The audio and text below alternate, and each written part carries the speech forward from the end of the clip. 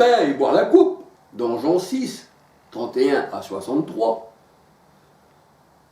Quand on boit la coupe, quand on boit le sang du Christ, quand on mange son corps qui est le pain, le Seigneur dit, celui qui me mange vivra par moi. Mais est-ce que si vous mangez des tonnes de pain comme ça, puis vous buvez du vin, est-ce que vous allez vivre par ça? Non. Non, c'est qu'un symbole. Dans Galates 4, 21 à 31, on voit que Sarah et Agar, ce sont deux femmes, et pourtant ce sont des allégories, ce sont des nations. Voyez-vous? Ce sont des symboles. Comme les grandes eaux du monde, Apocalypse 17, 1, 15, les grandes eaux représentent le monde. C'est pour ça qu'on dit que Moïse a été sauvé des eaux, il a été sauvé du monde. Apocalypse 17, 1, 15. Mais les eaux par eux-mêmes, ce sont des symboles. Jésus est la porte des brebis. Il est la bergerie, il est le bercail. Nul ne vient au Père que par moi, il est le pont. Mais ce n'est pas pour autant qu'il ait une porte ou qu'on le voit comme un agneau qui mangerait de l'herbe dans un pré. Le Seigneur a dit, vous mes brebis, vous êtes des hommes. Dans Ézéchiel, on est des brebis, mais on ne va pas manger de l'herbe dans un pré. Comme certains faux pasteurs disent, allez manger de l'herbe. Et vous, il faut comprendre la parole de Dieu. Il faut savoir discerner. Le Seigneur a dit, si tu sais discerner ce qui est bien, ce qui est mal, alors tu es mon disciple. Et là, on voyait que les disciples, au premier abord du Christ, pourtant c'était ses disciples, c'était ses élus, c'est moi qui vous ai choisi, c'est pas vous qui m'avez choisi. Eh bien, ne savez pas encore discerner. Vous ne comprenez pas encore, dit le Seigneur. Alléluia. Il y a les choses qu'on prend du monde pour expliquer le spirituel. Mais il ne faut pas prendre ça à la lettre. C'est pas ça qui sauve. C'est pas ce pain. C'est pas ce qu'il y a là. Non. Ce n'est qu'un symbole. La réalité est en Christ. Il faut manger l'agneau. Il faut manger la parole. Il faut manger l'éternel. On va aller par là. Alléluia. Il faut manger le rouleau. Il faut manger le livre. Il faut manger la parole, les écritures. Et tu vivras. Quiconque me mange vivra par moi. Jean 6, 57. Jean 6, 57, celui qui me mange vivra par moi, qui dit le Seigneur. Mais est-ce que si vous mangez ça, ça peut être un païen qui le mange? Vous faites n'importe quoi. Est-ce qu'il va vivre par ça? Est-ce que tu connaîtras le Seigneur même en mangeant ceci? Non. Tu connais le Seigneur que le Seigneur veut t'éclairer de son enseignement. Parce que sa parole, c'est une lumière. Jean 6, 23. Alléluia. Donc voilà, ça n'a rien à voir. Comme l'eau, il est symbole de l'Esprit Saint. Jean 7, 37 à 39. L'eau est le symbole de l'Esprit Saint. Quand on regarde dans la parole de Dieu, l'Éternel, il est la source. Jérémie 2, 13. Mais t'as beau regarder une source, ça ne sera pas l'Éternel. Puisque cette source-là, elle vient d'en haut. C'est le Saint-Esprit. Ésaïe 32, 15. Je suis le pain envoyé du ciel. Ça, c'est pas le pain du ciel, ça. C'est un symbole. C'est pas ça qu'il a dit de manger le Seigneur. Alléluia. C'est pour ça que le Seigneur, il disait, ils ont des yeux pour voir, ils ne voient point. Des oreilles pour entendre, ils n'entendent point. Et ils ne comprennent point. Parce qu'ils ont un esprit d'égarement. 2 Thessaloniciens 2, 10, 11, envoyés de l'Éternel. Il ne faut pas qu'ils comprennent les Écritures. Mais vous, mes disciples, vous comprenez, alléluia. Vous comprenez bien que ce n'est pas des choses qui nous rentrent dans la bouche, qui remplissent notre estomac et qui retournent au WC, qui est juste bon à satisfaire la chair, comme ceux qu'on voit aussi des fois dans des réunions après leur prêche là, avec le levain, hein, ces faux pasteurs. Eh bien après, on voit qu'il y a pas mal de gibier là sur un feu, et ils satisfient, c'est pour satisfaire la chair. C'est pas ça la parole de Dieu. C'est pas ça. Ah non. Alléluia. Alléluia. On doit vivre de Christ. Jean 6, 57. De la parole. Jérémie 15, verset 16. Matthieu 4, 4. Il faut vivre du Seigneur. Il faut vivre de l'agneau. Jean 1, 29. À la Pâque, Christ, notre Pâque, a été immolé. 2 Corinthiens 5, 7, il me semble, un truc comme ça. Hein, Christ, notre Pâque, a été immolé. Et la parole de Dieu, elle dit, eh bien, soyez une nouvelle Pâque, sans levain. Pourquoi? Parce que vous êtes aussi un pain. Et quand on vous parlait, vous allez essayer de nourrir les gens spirituellement, mais si vous donnez aussi du levain, ils vont mourir. Vous êtes une pâte, soyez une pâte nouvelle, un homme nouveau. Alléluia. Parce que le levain fait lever toute la pâte. Eh oui. C'est ce que nous dit la parole du Seigneur. Alléluia.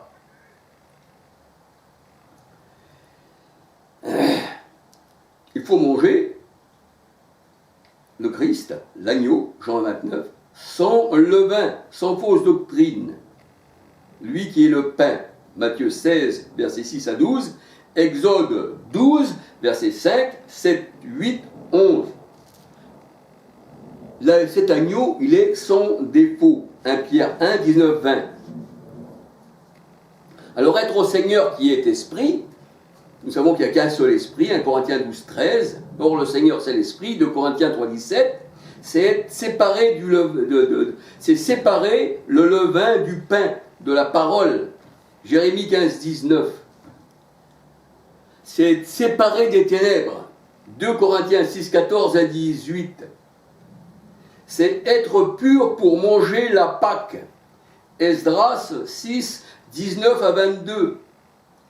Être séparé des religions, être séparé des nations. Et les faux prophètes ne font pas de distinction entre la parole et le levain, entre le symbole et la réalité. Ézéchiel 22, versets 26, 27 à 30. Galates 5, versets 7, 8, 9, 10.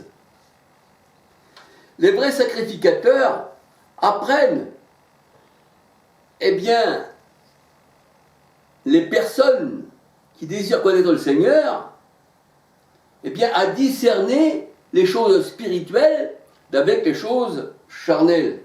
Alléluia. C'est ce que nous dit la parole de Dieu. À discerner ce qui est profane, ce qui est pur est impur. Ézéchiel 44, verset 23. Lévitique 10, verset 10. Exode 13, 7. Parce que c'est de la bouche du sacrificateur qu'on demande la loi. Il doit garder purement la parole de Dieu. Malachie 2, 5, 6, 7. Et la Bible dit que nous-mêmes, nous sommes une race de sacrificateurs. 1 Pierre 2, versets 3 à 11.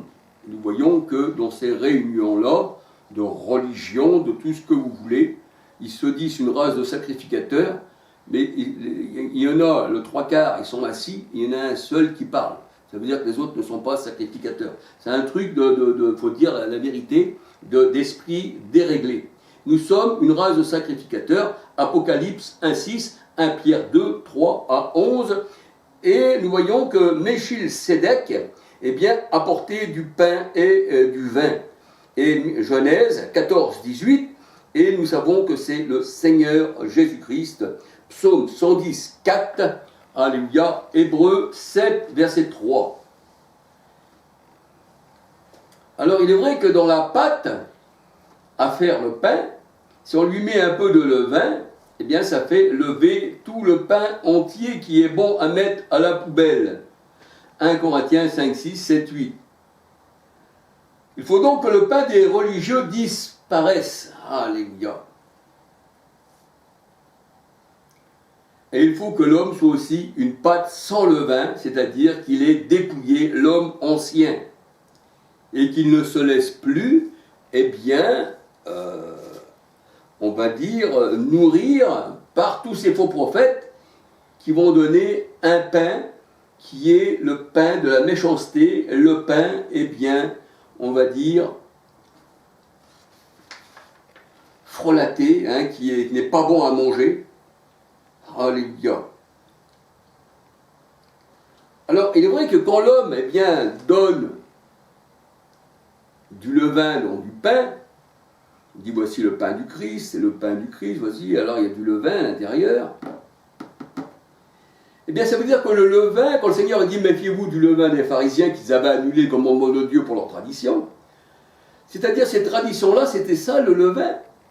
Donc, c'était plus une parole de Dieu, mais c'était carrément du levain qu'on annonçait aux gens. Et c'est pour ça qu'il faisait tout pour faire un prosélyte, mais comme il était devenu, il devenait ce prosélyte, c'est-à-dire bien plus méchant qu'eux.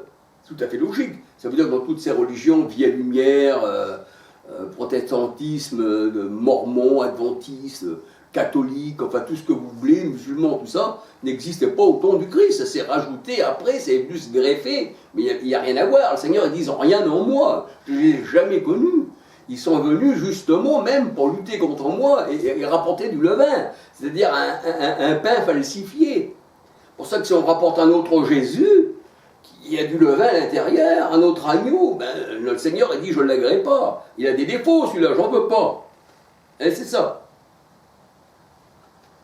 Alléluia. Alors ne pas retrancher de la parole de Dieu. Parce que si on retranchait et qu'on ajoute du levain, bien c'est plus la parole de Dieu, mais ça devient notre parole qu'on annonce. C'est-à-dire après, ben, c'est l'homme lui-même qui se prêche. Apocalypse 22, 18, 19. Ecclésiaste 3, 14. Proverbe 30, verset 6. C'est Christ et non l'homme qui doit être prêché. 2 Corinthiens 5, 17. Ésaïe 29, 13, 14. La doctrine du Christ, un pain sans levain, mais pas un pain, eh bien, immangeable qui donne la mort, où à l'intérieur il y a de la mort Torah. Et c'est ce qu'ils font les gens pour vous empoisonner.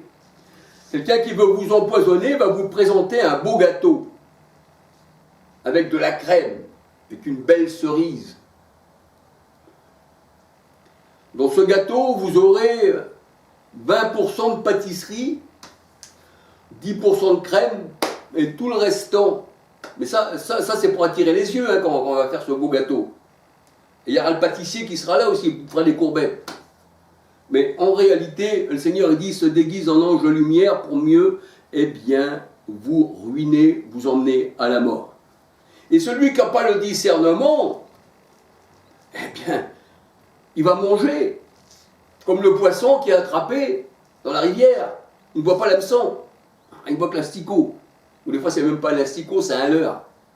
Et il ne savait pas, lui, il n'avait pas de discernement. Il était pris, puis il a été mis dans la marmite. C'est comme ça. C'est ça les religions. Les religieux, c'est ça.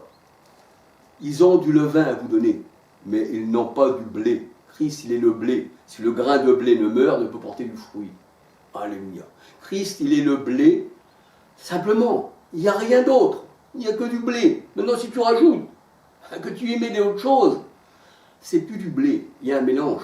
Et le Seigneur a dit, tu ne mélangeras pas deux semences ensemble. Tu ne dois pas mélanger deux semences. Parce que le blé doit rester le blé. Tu ne dois même pas mélanger l'ivraie, parce que le Seigneur, il a séparé le blé de l'ivraie. Alléluia. C'est ça la parole de Dieu. Alléluia. Les gens comprennent mal la parole. Je me suis fait baptiser d'eau. Tu n'as rien compris à la parole de Dieu. Tu n'as rien compris de... Tu peux plonger dans tous les ruisseaux d'eau que tu veux, dans toutes les mers, dans tout ce que tu veux qui représente le monde. Apocalypse 17, 1, 15, tu ne te seras pas changé. Maintenant, si tu es baptisé de l'esprit, de l'eau, avec Jean 7, 37 à 39, 1 Corinthiens 12, 13, si tu es baptisé de l'esprit, il faut que tu naisses de l'eau de l'esprit. Parce que le vrai sens, c'est nul ne peut rentrer dans le royaume des cieux s'il n'est pas né de l'eau de l'esprit. Jean 7, 37 à 39. C'est ça le bon terme. Mais l'eau, c'est l'éternel. Jérémie 2, 13. C'est Christ. Il est la vie. Venez à moi, vous tous qui avez soif, je vous donnerai une eau éternelle. Mais pas une eau qui va passer dans... J'ai pas mal de ruisseaux qui sont à côté de chez moi. Même si je me plongeais 1000 fois dans l'eau. Si je n'ai pas le cœur lavé d'une bonne conscience, c'est pas l'eau qui lave le cœur. Non, non, le cœur c'est Christ, circoncire. Colossiens 2:11, circoncire d'une main qui n'est pas faite de main d'homme. Et tous ceux qui sont juifs, les vrais juifs, et ceux qui sont circoncis du cœur. 2 Corinthiens 2, 27, 28, qui n'est pas fait de main d'homme. Tout ce qui est fait de main d'homme, tout ce qui est fait, le pain, tout ce que vous voulez, tout. On ne regarde plus aux choses visibles. 2 Corinthiens 4, 18, on regarde à l'invisible. On est comme les seigneurs, on regarde à ce que les hommes ne voient pas. C'est ça le voyant. Le voyant regarde aussi, eh bien, à l'invisible. Ah, il est comme son maître, alléluia. Et les gens regardent au visible. Ah oui, mais alors la croûte, elle est mal faite. Ah la croûte, je ne sais pas si le Seigneur va m'agréer avec une croûte comme ça. Elle est un peu élevée, mais je l'aplatissais peut-être avec le pied, peut-être. Ça passerait peut-être pour du pain sur le vin. Ça se peut, hein, ça se peut. Vous voulez tromper le Seigneur, mais vous voulez le tromper, mais on ne peut pas le tromper. Il connaît vos cœurs, il sait que vous n'avez pas compris grand-chose à la parole de Dieu. Vous n'avez même rien compris du tout, vous êtes des ignorants et vous êtes dans les ténèbres. Et je me dois de parler comme ça, parce que c'est le Seigneur qui me donne à parler comme ça. Je ne veux flatter personne, parce qu'il s'agit du royaume des cieux, il s'agit de la vie éternelle. Alléluia. Gloire au Seigneur. C'est à lui qu'il faut rendre gloire. À sa parole. J'ai dévoré ta parole, Seigneur. Disait Jérémie. Mange ce livre, mange-le, et tu vivras. Ben oui, ce livre, je l'ai dévoré, Seigneur, j'ai dévoré ta parole. J'ai mangé le livre, et je suis devenu moi-même une lettre. C'est ce qu'il disait Paul. Hein? On a écrit sur vos cœurs, non avec l'encre, non avec la plume, mais avec l'esprit du Dieu vivant. Dans 2 Corinthiens 3, il me semble que c'est écrit ça. Alléluia. Alléluia. C'est écrit. Vous êtes une lettre. Et quand il y a quelqu'un qui vient vous parler du Seigneur, le Seigneur, c'est pas nous qui parlons, mais c'est lui qui parle en nous. Et on parle selon l'esprit, mais on ne parle pas selon la chair. Alléluia. L'homme est déraillé carrément du royaume des cieux. Il a pris une voie parallèle qui mène à la mort, c'est-à-dire la grande porte de la perdition. Il n'a pas su trouver la petite porte qui mène à la vie éternelle. Ça, c'est un petit troupeau. C'est beaucoup d'appeler peu d'élus. Alléluia. Et le Seigneur, il dit dans sa parole, que seuls les élus, parce qu'il nous a choisis avant que nous soyons nés.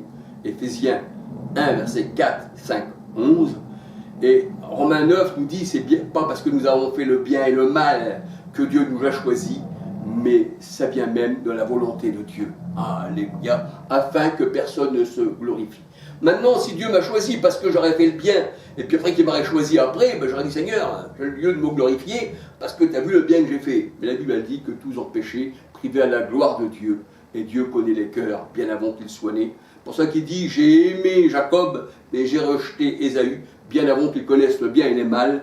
Mais le Seigneur, il dit que c'est sa volonté, et c'est lui qui a endurci le cœur de Pharaon. Exode 7.3, c'est pas un démon, c'est lui qui a mis les plaies, alléluia, c'est lui qui est le Tout-Puissant, personne n'y échappe, alléluia. Amos 3.6, arriverait-il un malheur dans une ville sans que l'Éternel en soit l'auteur? Non, c'est l'Éternel qui fait toutes choses.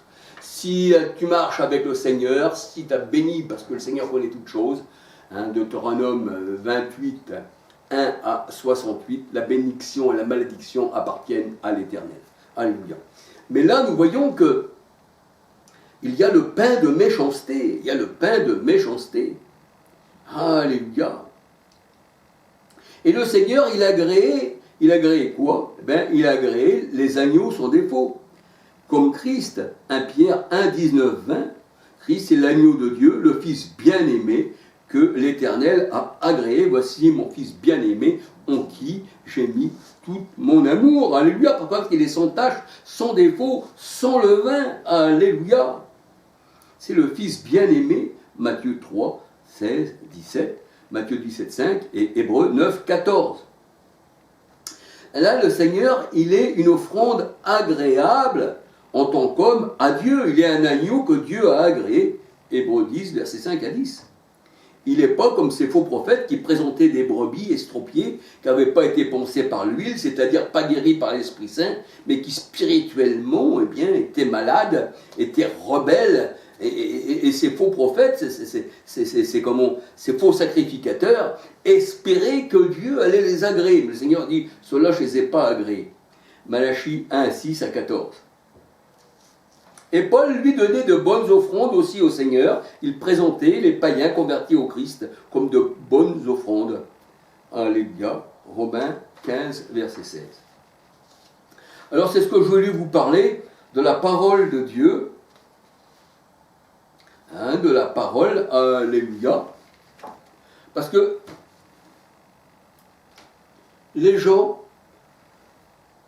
considèrent les choses matérielles que nous voyons avec les yeux se portent sur eux, sur le matériel, comme on voit dans l'église catholique, leurs yeux se portent sur les statues, et ils pensent que la statue qui a été faite en usine, et qui a été faite à la chaîne, dans l'usine, qui a été imaginée par les hommes, selon l'imagination de l'homme, et quand ces statues-là arrivent chez les catholiques pour garnir leur cathédrale, leur assemblée démoniaque, bien, les gens, ils n'ont tellement pas été endoctrinés étant enfants, que quand ils voient des choses comme ça, ils pensent voir une réalité. Alors ils embrassent les statues.